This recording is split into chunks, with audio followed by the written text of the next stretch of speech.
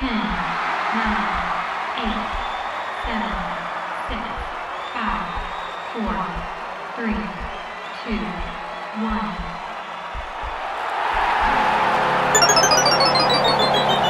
Game over. Welcome to Game Over Montreal. It is our usual state of affairs. We're covering a Montreal Canadiens loss, but it's the first of the season for one thing. The Montreal Canadiens actually scored more than 2 goals and lost a game.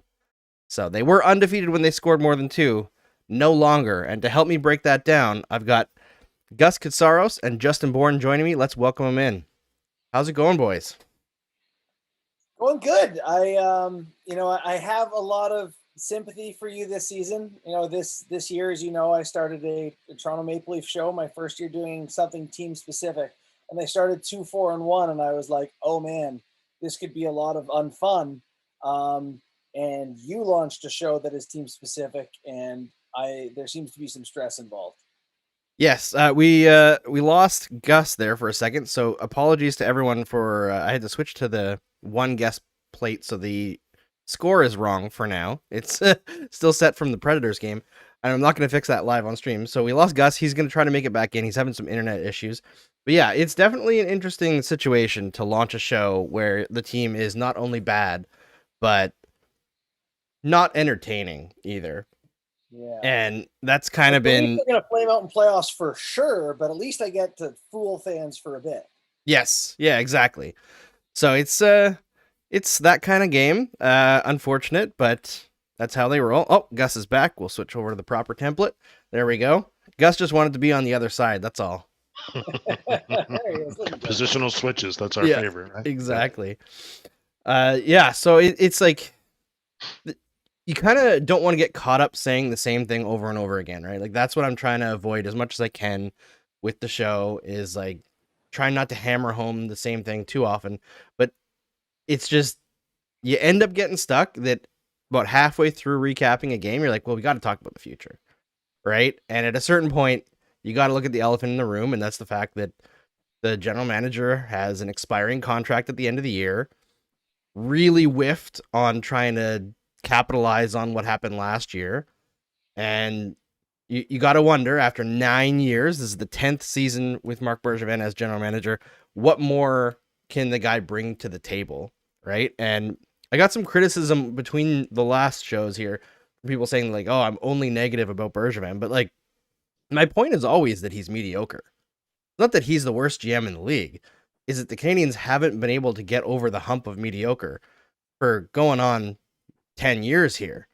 So at a certain point, the standard has to be raised, right? You have to want more than that. Yeah, Gus, you want to fire away first?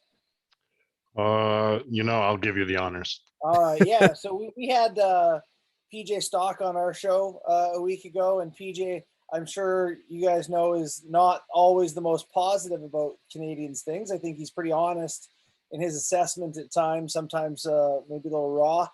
And, he is not a Bergevin guy.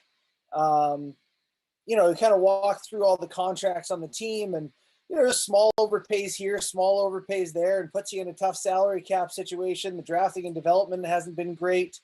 What is there, like 3 drafted and developed players or something on the Canadiens roster? I think most games this year there's been 4, but they have gone down to 3. But the thing is, even if there is 4, the average across the league this year is like 8.5. Yeah, and which is it. I mean, that's, so I was with the Marlies, and Gus knows all about that, from 2015 to 17. And we would go in to play the Habs farm team in St. John's then, and Laval eventually.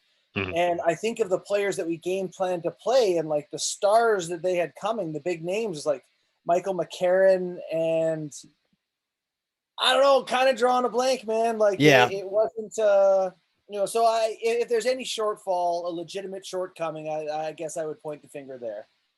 Yeah, and there's a lot of people who are pointing like somewhat correctly to like the prospects that they have in the system now and saying like, oh, well, that perspective is going to change over the next few years. But then like the story breaks this week that Jordan Harris might not sign with the Montreal Canadiens out of college. He might decide that he wants to play in either Boston or New York, which is like devastating for their defensive depth. And then they bring in Mattias Norlinder this year. The thought was to give him a cup of coffee in the NHL. And after one game of him playing third pairing minutes, Ducharme adds a seventh defenseman to the lineup, plays him as a seventh defenseman, doesn't put him on the power play, instead opts for Ben Chiarot. And then next game he's scratched. So it's like there's not much look and see at the kids right now. Like there's kids in the lineup, but it's not the guys that you want to see like excelling, right? Even like Pezzetta, who I would say like you could argue took himself out of the lineup with his play falling off, and he took a lot of penalties. But I don't know. There just doesn't seem to be much faith in the prospects. And I look at the lack of development over the last 9 years, and even if some guys look good, like Struble is also a defenseman who's like pretty well thought of, I don't have the confidence in this organization with the current management structure to develop those players anyway, because they have no history of it. So that's kind of the crux of the matter of where we are here, right? Like to Justin's point, we haven't seen a lot of development come, but I don't really think that that's the conversation. At this point, the conversation is what do we do from this point moving on? And I think that they're in a similar situation where they need, and I'm not saying a big name, but I'm saying a guy like Brendan Shanahan who came into Toronto, and instead of saying, okay, this is what we've done, we're going to build something in the background to make sure that we have a proper developmental structure. We constantly have good players coming up through the system, even if they're not star players. At least we're feeding our main. Oh, we lost you there, Gus. We're having issues with Gus's internet situation here. We'll work through it, but I think you know what scares me with the prospect talk. Before just to jump in on that is like every organization has them. And your point about, with Bergevin being mediocre is that you need better than other organizations. Yes. So, aspiring to be a team that has some prospects is not good enough either. And then I guess it's assessing, what do you do with the rest of the season? And I am very excited to ask you this question, who I think you're the most, you're the perfect person to ask it. What is the best case scenario from here until the end, until whatever it is, April 20th for the Montreal Canadiens this season? I genuinely don't know the answer. I think it starts with an overhaul from the top. I don't think that you can continue this season and go into next season with the same people in charge. I think you have to make that move as quickly as possible. And it's not just about bringing in the next person. It's about bringing in a bunch of different voices and expanding your staff. Like, I look at the Montreal Canadiens compared to the Toronto Maple Leafs, and like, yes, the Maple Leafs have more money, but it's not like the Canadiens are cash poor. Like, I know the last couple of years have been tough for everyone, but of all the teams in the league, the fact that they have like 2 development coaches, I look at how like the Leafs brought in like Haley Wickenheiser. They have I'm blanking on the name now, but the skating coach that's specific to work on skating, they have Barb Underhill. That's the one. They had several skills coaches that had worked for the Maple Leafs. Like, bring in people who will work with your players all the time. It doesn't have to just be the main NHL coaching staff or the AHL coaching staff. That it's wild to me that the Canadiens are one of the organizations with the wherewithal, like the money to do it, but they're one of the organizations in the NHL that's kind of treats their prospects as like sink or swim. It's up to you. And like that works with some guys, like Brendan Gallagher. Yeah, you can tell Brendan Gallagher at 19 years old, sink or swim, and he's going to swim and he's going to thrive. That's fine. But it doesn't work with Alex Galchenyuk. It doesn't work with, maybe not Cole Caulfield. He needs some more support. Mattias Norlinder. All these guys, several guys that they've drafted in the past 10 years that have looked decent at the start and then fallen off drastically. You've got to support those guys, and it's not going to be an overnight change, but I feel like there's no point in like just doggy paddling to the end of the season hoping for draft picks when you could start changing things now with a look to like 2-3 years ahead. Yeah, Gus, do you want to jump back in on what you're saying there? Like a complete overhaul?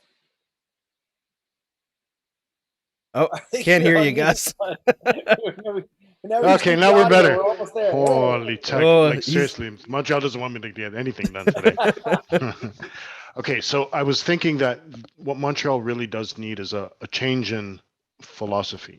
So you bring in a guy like Brendan Shanahan that's able to put in programs in the background to be able to feed your team. What, you the don't same think Jeff time- Molson should be the president of hockey operations? We're not going to get into that, but Mr. Molson can go and have a beer. Let somebody else do it. And this is a long-term process, and unfortunately, there's no quick turnaround. So the question doesn't become what does Montreal need to do, is how much time is going to pass before they legitimately become a good enough team to just become a playoff contender. We're not even talking about Stanley Cup contender. Can they do that in a quick turnaround time? Look at how long it took Shanahan to start enacting programs, put the proper guys into place, all of the stumbles along the way on the ice and off the ice. And we're looking at a handful of years. Perhaps we're getting into 2 handful of years. As long as there's an entertaining product going for those 5 years, then you could at least sell that to your fans. But if the product is what we're seeing now, it just becomes a sludge over and over and over. So are they really doing anything to develop any of these players, even at the NHL level, which you really shouldn't be doing in the first place? Cole Caulfield isn't getting a lot of support. There isn't a lot of stuff coming out of Nick Suzuki, although I can understand the performance has been decent, but there could be more. And then we can kind of go through their prospects and what they currently have in their lineup. And it's a trial year on the ice. The frustration is going to be what you have to endure game in, game out. And this game over every single night, you're going to be saying, okay, we need an eye for the future. But that eye for the future begins with some leadership right on the background to be able to at least do the overhaul right, get it right from step one, and then hopefully build something better really, really fast. Yeah, I think that's like the big issue with the way that the last couple of years have gone, really, is like, if COVID didn't happen, right, we're in essentially year 5 where the Canadiens would have missed the playoffs 5 years in a row, which I don't believe has happened in, how old is the franchise? 111 years old. Yeah. Never happened, right? So at the end of the day, like, yes, the Stanley Cup final run was very fun for everyone until the Stanley Cup final itself. And like, it's good to, I think it's good to have that experience for the kids, right? For the young players on that team, it was a big deal. But on the other hand, if they'd actually bottomed out the last 2 years, how much quicker would the turnaround be capable of being, right? With the right people in charge. So it's like they almost, over the last 5 years, didn't sink low enough to be able to get to a good point before like the end of Price's career, for example, right? Because like that's kind of the point that they're dealing with now, is like they can't really trade Price. The contract is terrible, and the last couple of years haven't been very good. We'll see how he does this year now that he's healthy, but like they're not going to move past that even if they could. I don't think that they wanted Seattle to take that contract this year. I really don't. I think that maybe if they did, they would have gone into a rebuild, but I believe the organization wants to compete while Price is still there. And I understand the loyalty to a player like that, but I just don't think it's possible for them to turn things around enough in the time frame that he's still going to be good. If he's still good. Like, I'm assuming that if he's, healthy and he's got the substance abuse thing gone, that maybe things are a lot better for him this year, but you don't know, right? We don't know what's going to go on with the mid-30s goaltender. Yeah, you know what I get stuck on sometimes is like, we always talk about these franchises that struggle a bit, and we say, okay, Brian Burke's thing on Hockey Central was your team has to be going in one direction or the other fast. You're either getting better fast or you're getting bad fast. The thing with teams who get bad fast is there much of a track record of teams really bottoming out, like selling off things and players and then turning it around quickly? I think of like the Oilers versus the Sabres tankathon a few years back. I guess that had been the McDavid year or somewhere along there. Like, both teams bottomed out, and like Buffalo's been garbage since, and Edmonton has been pretty bad since, depending on how you sit. This year they look a lot better this year, but that's a long, long time to be bad after you intentionally bottom out. New Jersey intentionally bottomed out. They've been bad forever. Feels like it anyway. Like, I don't know, the Kings, I guess, are in theory turning it around. Like, I don't know for the Canadiens if the best thing is like you strip it down, you sell everyone, you start, because Gus, your point, you're in a handful of years, you're in a second handful. Screw that. Like, I don't want to do that. Like, there's got to be at least some sort of middle ground. I agree that not pushing for playoffs and spending future assets is probably the smart thing, have an eye to the future. But like for the Canadiens, I don't see a future where this gets better quickly by like purging them of every bit of talent they have.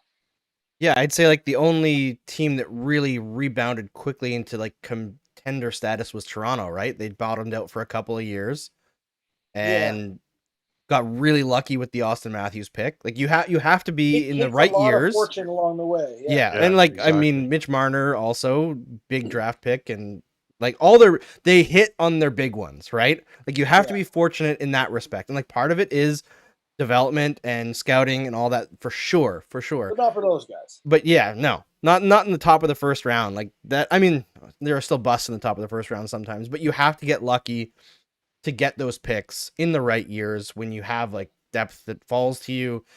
Everything needs to fall into place.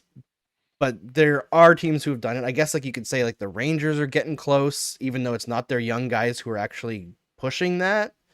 Yeah. The Kings, there's not a lot of teams that have bounced back quick. Could we use Vegas as an example, like an expansion team that technically hit the ground really running? Yeah, but they don't have like anybody who's there drafted on their team anymore. It's true.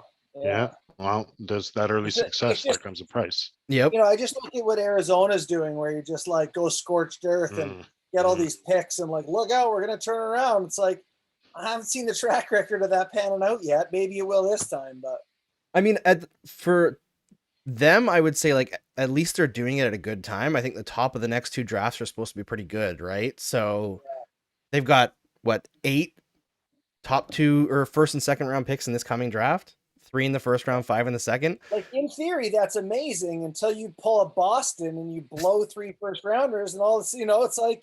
If there's no promises that you get to pick high and you're going to get great players, That's why you really do need to put that stuff into place before you even start thinking about. And that's tough to do because it takes a long, long time to establish good programs. Yeah. Like, for instance, I'm not really convinced that Montreal was trying to be competitive for Carey Price's sake.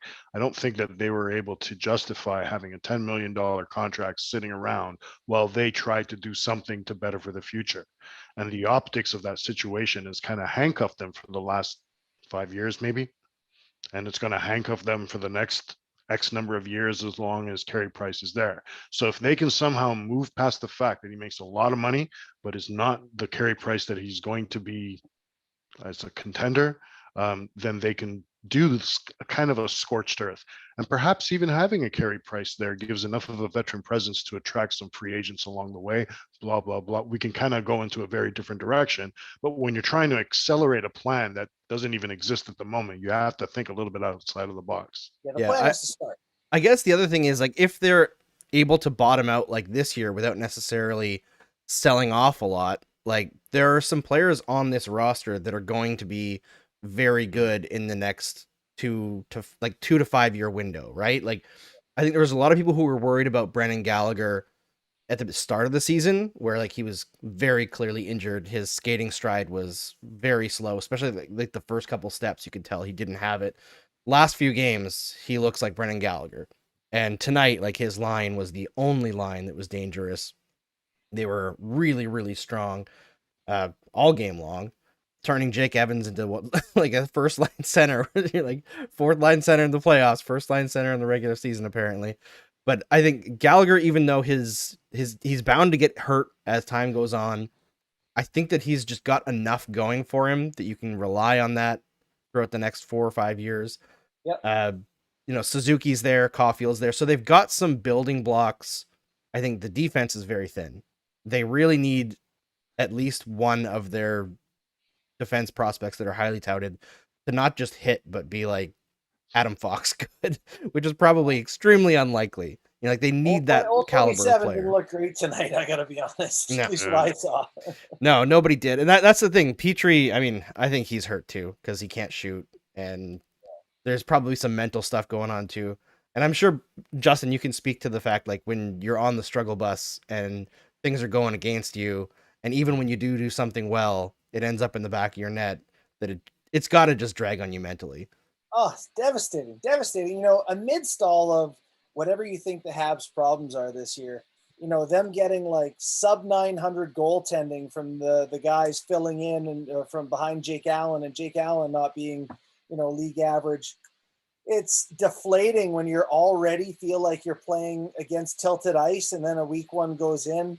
You know, tonight just a couple of random goals. Obviously, that's unfortunate, but I really believe in energy snowballs in seasons. Like a couple of good things are the first few games of the year to me are so important, because if you have some bad luck and you get guys nattering at each other, and that negativity really feeds on itself, and then you hesitate a half second and another one goes in. Like the Habs just seem to be like a step behind, or you know, hesitant, I guess, compared to, you know, even early in the season. It just looks like it's catching up to them mentally. Yeah, that's something that I think about a lot. Is like we talk a lot about, like when you're talking about analytics, about regression to the mean, and for the most part, when a team is severely unlucky or like things are going against them, or like there's something more than luck, like just like the finishing is just not quite there, the execution is not quite there, or like they're doing most things well, but like defensively they've got one thing that just keeps burning them. And those teams, for short periods, if everything goes against them, eventually it kind of rebounds. They figure something out. But I think when you have a team that, even if the Canadiens were playing well, which they're not, but they had a stretch where they were, if things keep going bad for long enough, I feel like the players stop believing in what they're doing, right? Yes. And then things like the wheels come off, and like, yeah, you had good process and you were getting bad results anyway, but how can you motivate guys to stick with that process anyway for long enough to actually get the results? And I feel like that's the biggest challenge for teams like the Canadiens, who don't have the high-end talent to just go out and turn a game around out of nowhere. This is what I think is one of the dangers this season. So what happens when the frustration kicks in?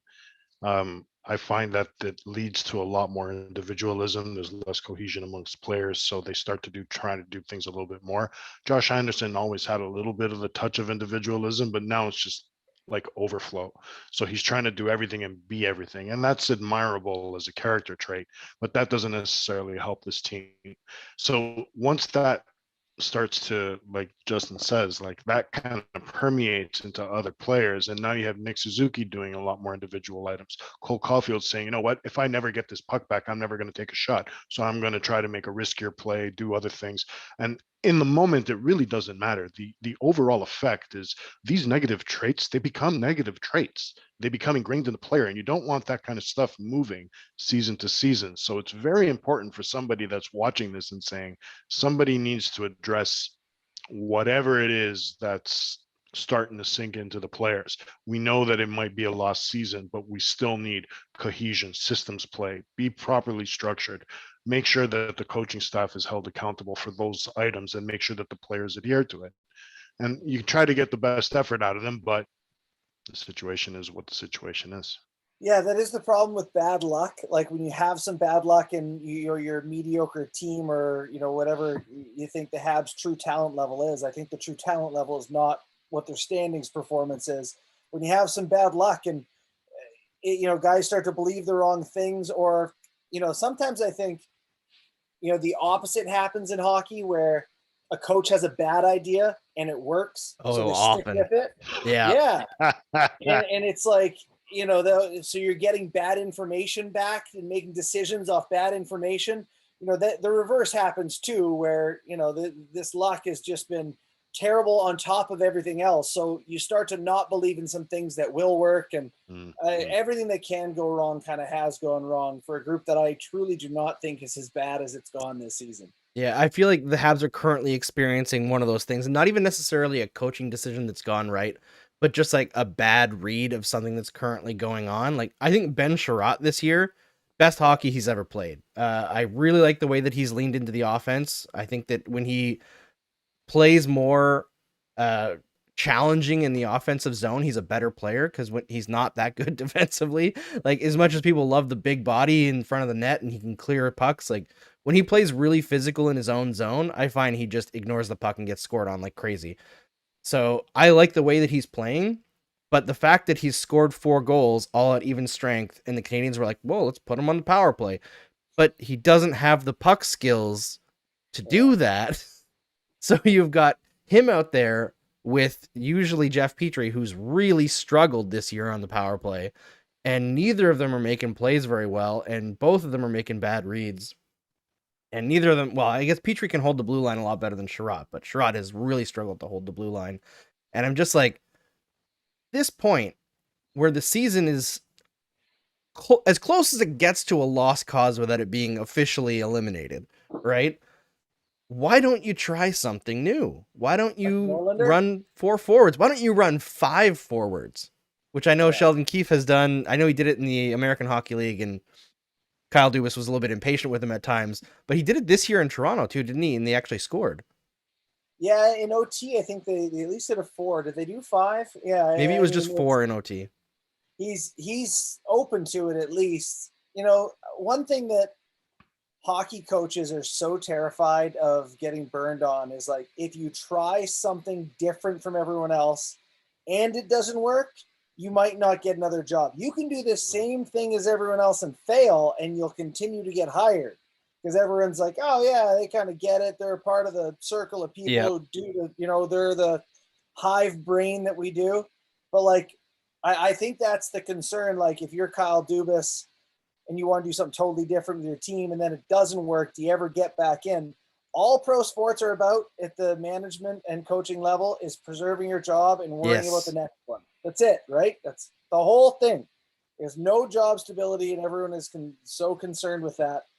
So everyone's it's just job preservation, every man for himself.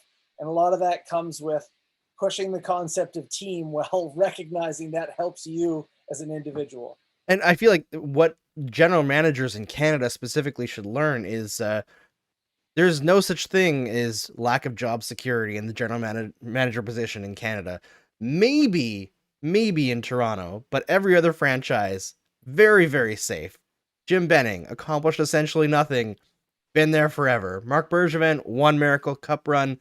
All the other success that he's had here has been at the very beginning of his tenure, where he was kind of feasting off of what the other guys brought to the club.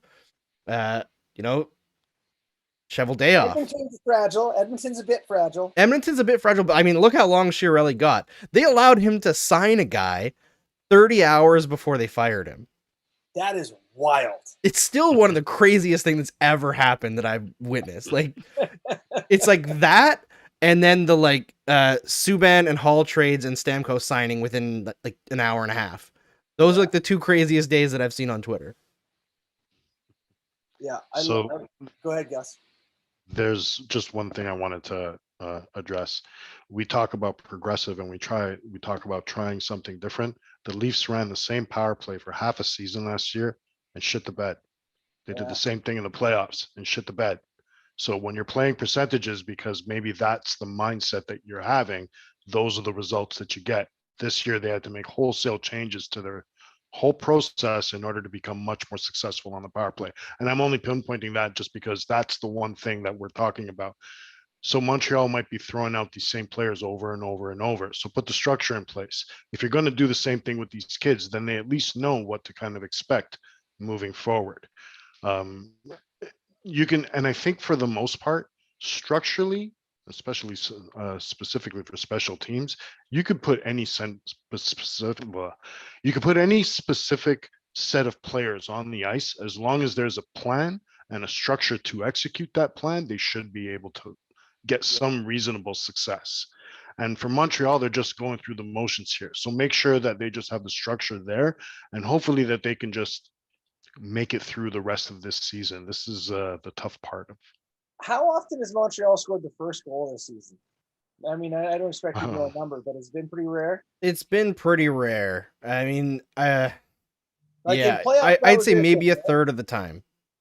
Like in playoffs, that was the thing. They got out to leads.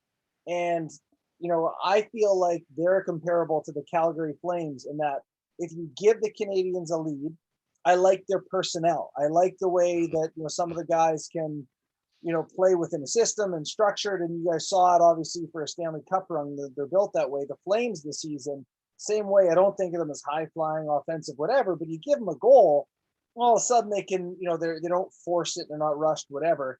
I don't know if that's luck. I don't know if that's lack of preparation. I don't know what it is getting that first goal, but I just feel like this Habs team, that's one of those things that, like, I still don't mind that team. I know they're not having success. I know the D are not up to par and they got to do something different, but like, there's enough players here that, you think you get up in a few games and win a couple of, a few more anyway. I don't think it's, as I said, as bad as it looks. Yeah, I think the issue with like that strategy, and they definitely tried to like rebuy into that strategy in the offseason based on their acquisitions, like David Savard was a big one, right? Yeah. Is they kind of lost some of their best stoppers, right? Like Phil Deneau was so important to that strategy.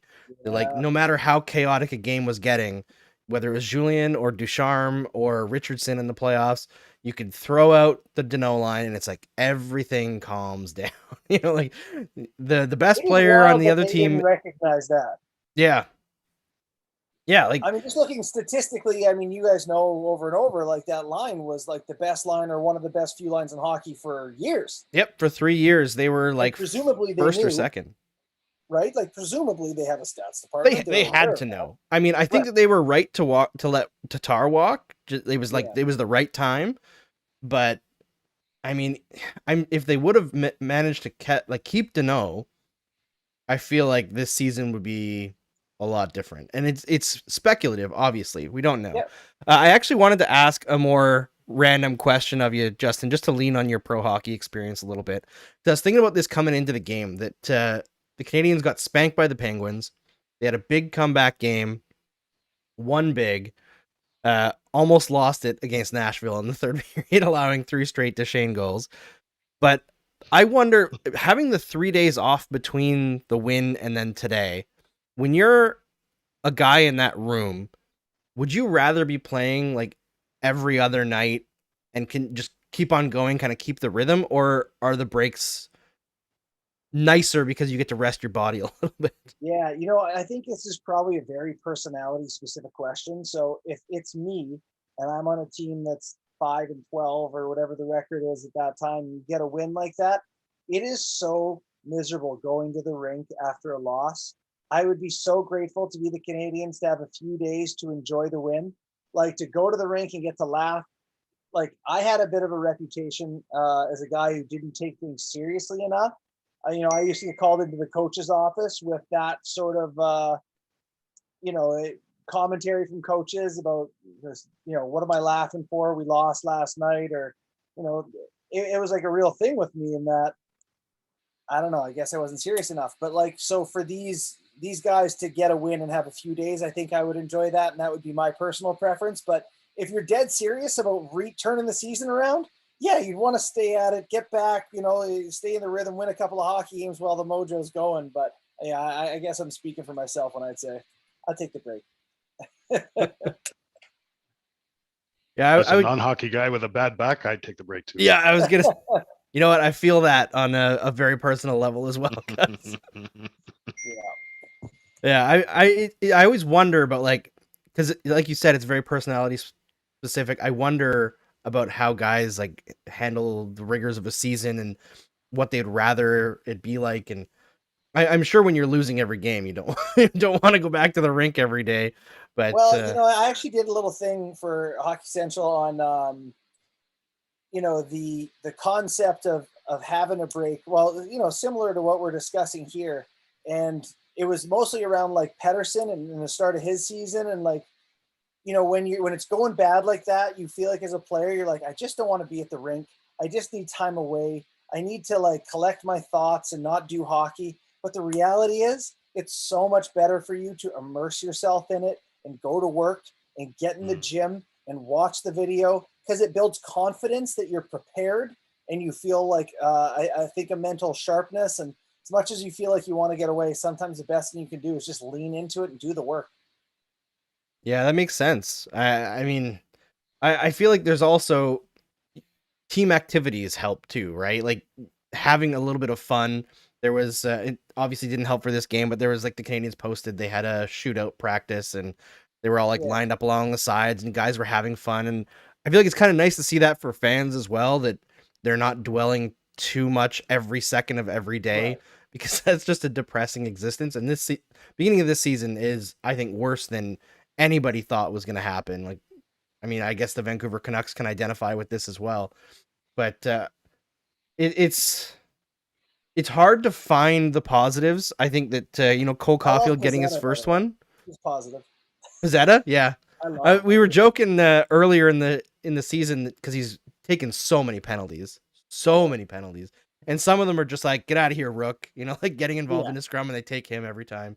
But I was like, for him, I think he needs to cut his hair because it's so easy to spot him in a scrum, and the refs are like, get out of here, you dumb rookie. Like cut your hair so that they have to actually look at your number, and they might take somebody else before they realize that you're the rookie. I think you're onto something. Pizzetta in Greek actually means towel. So if he drapes himself over everybody, you got your jokes right. They just kind of write themselves. Well, it looks like he's got a towel flowing out the back of his bucket. Yeah, man. seriously. That's Bright like orange Sammy towel. Niku, man. Sammy Niku with that flow. Wow. You can know. Yeah. He's in the corner. Yeah. No, Yeah. that's him. Yeah, it's too Yeah, I bad that love it. Jonathan Drouin cut his, because they could be Team Flow at the very least this year. By the way, every time, pretty much every Habs game that passes, someone sends a tweet to me. I tweeted that Cole Caulfield was going to get 35 to 40 this year after watching him in playoffs last year. And I get it sent to me like every day. It's I just cannot fathom how upset people in Toronto land were that I thought Caulfield was the superstar. But I would just like to double down on that. Not saying he's going to get 35 or 40 this year, but he still has a season like that in the NHL, or a few of them.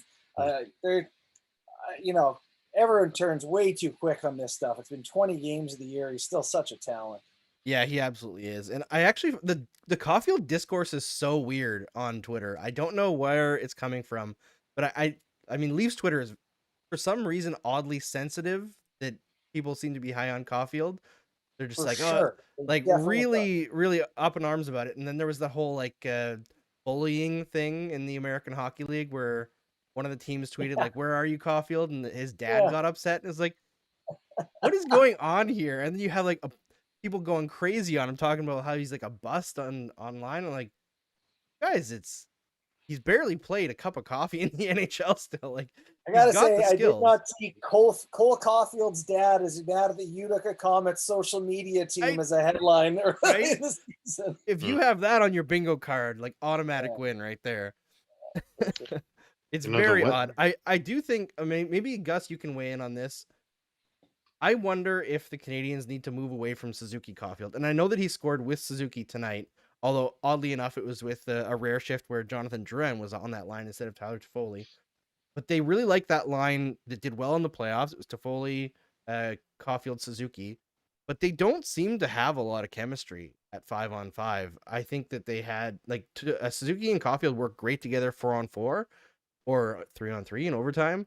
But I think that Suzuki needs somebody like Gallagher to muck it up a little bit and get some different looks. Because to me, if they're not generating off the rush, they don't accomplish a lot at even strength. And Canadians have been a terrible rush team.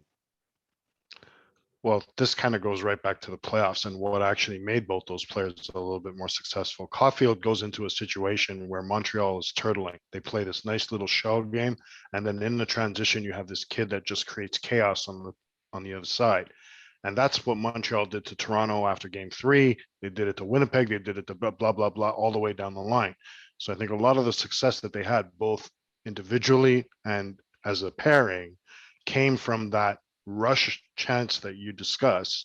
And it all has to do with the way that they approached their games in the playoffs. Montreal's not playing that very same style this year. And now you see the difference between how they need to do other things in order to create scoring rather than rely on the turtling and the quick transition and chaos on the other end. So I think over the long run, it's best to keep them together. And I think that's only because Suzuki and Caulfield are supposed to be cornerstones of this franchise, regardless of whether or not they tear it down, whatever direction that they take. So I think the more time that they play with each other, work through the frustrations and sharpen off all those rough edges, you'll see a much better product going into the future. Yeah, that makes sense. And that's a great insight, honestly. The why they were able to generate so well off the rush is they were capitalizing on mistakes of teams that were pressing, right? And I remember the Sport Logic stats in playoffs last year. They were scoring like, I don't know, the most goals in 10 seconds off a transition or something. It was a pile of There you goals. go. Yep, Yeah. it was getting the hits back, and there's not really much opportunity when you're down 5-0 almost every single game for capitalizing on a team that's pressing. They haven't had to press, right? Like Yeah. the Canadiens just have not had to defend a lot of leads this year. Even in the games they've won, for the most part, they've won big. There have been kind of like blowouts, right? They haven't had very many close win games. It's a weird start to the season. I think this is only the 6th game they've scored more than 2 goals. First loss with more than 2 goals, which is kind of funny. And I believe this is probably over half of their games they've allowed more than 4 goals. I wonder if there's a world where, like, let's say they did the whole Bergevin thing. They got rid of him, made a couple of major changes. Like Carey Price comes back.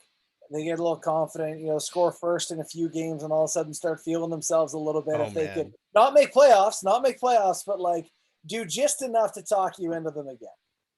Yeah, Which- I mean, I think that's the worst case scenario, right? Because that Christian Dvorak trade actually, like, they owe the highest pick of their 2 first-round picks unless it's in the top 10. So if they finish Right. outside of the top 10 in the draft, they lose their highest pick, and the other first-round pick they have is from Carolina, who are leading the league. So if they miss the playoffs and get like the 30th or 31st pick in a season where they've been this bad, that's very Montreal Canadiens, and it would be very unfortunate. Before we close things off, I wanted to ask a non-Montreal Canadiens question. It's more to do with what I'm looking at with the Islanders right now, because Justin, I can't have you on and not talk about the Islanders a little bit. Yeah. We all know Barry Trotz is one of the best coaches in the league, probably one of the best coaches in history, right? But from the underlying numbers to the results, and big caveat for how they had to start the season 13 games in a row on the road, the Islanders are not playing well this year. And there haven't been that many upsets to the roster, like turnover wise. I know they're dealing with a bout of COVID right now, which is really wrecking them. But is there a situation where a coach can be legitimately great, but it's just time moves and the message like no longer gets through, even though the message is consistent and they've had success with it? Yeah, I think that's a really, really good question. One that general managers have to ask themselves. Like, can a coach get fired while doing nothing wrong? Like the message just expire. The Islanders are in a similar boat with Montreal in one way, in that they took their lessons from postseason last year and maybe kind of doubled down on some of the wrong things. Like they were like, hey, you know what? We got Palmieri in there, and we brought some older guys in that really look good. What if we added Chara and Zach Parise? It's like, wait, you only have so many of those guys. It's not the best. And then I do feel like they're a team who sometimes the process was good and they got bad results in the early going, and then you're on a road trip. You finally get to go home, and the team is like racked with COVID. And, guys are injured. And so like, it's kind of been bad luck on bad results, along the way. And so, Barry Trotz can be, God, he is one of the best, Herb Brooks or whoever you think is the best, Scotty Bowman. Mm-hmm. You can only do so much. I often ask people, how many wins and losses do you think a coach can influence a roster? Like, can the best coach in the league go in and take the Coyotes to playoffs? No, they can't. No. I think the best coach in the league can swing a team 5 or 6 wins either direction, which is a huge effing swing.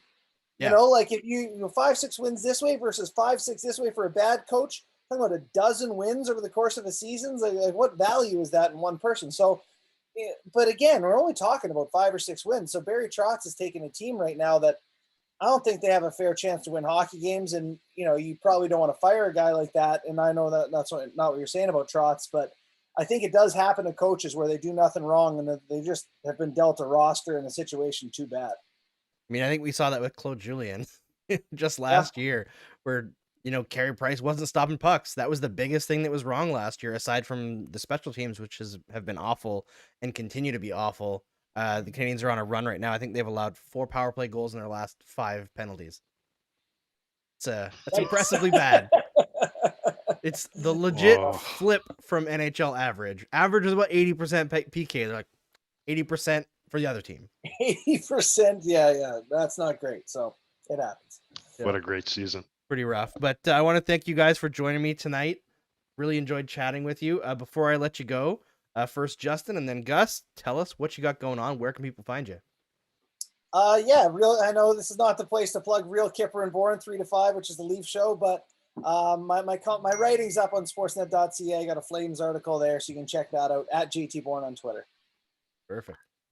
I love that Flames article, which again, from a strategic element, really showed just how much the NHL, I'm not going to say changing, this is another topic for another time, but the way that they've adopted that 5-man unit and try to rush and rather than try to stretch out, that's a phenomenal ideology. Good Hitchcock quotes in there. I thought that was good stuff from him. So thanks, Gus. And I do a weekly article on NBC Sports Edge, and I just do a lot of data viz and support stuff for McKeen's hockey, and that's where we are. Thanks so much, guys. Really appreciate it. And I guess the Canadiens are back at it on Friday, so we'll see you then.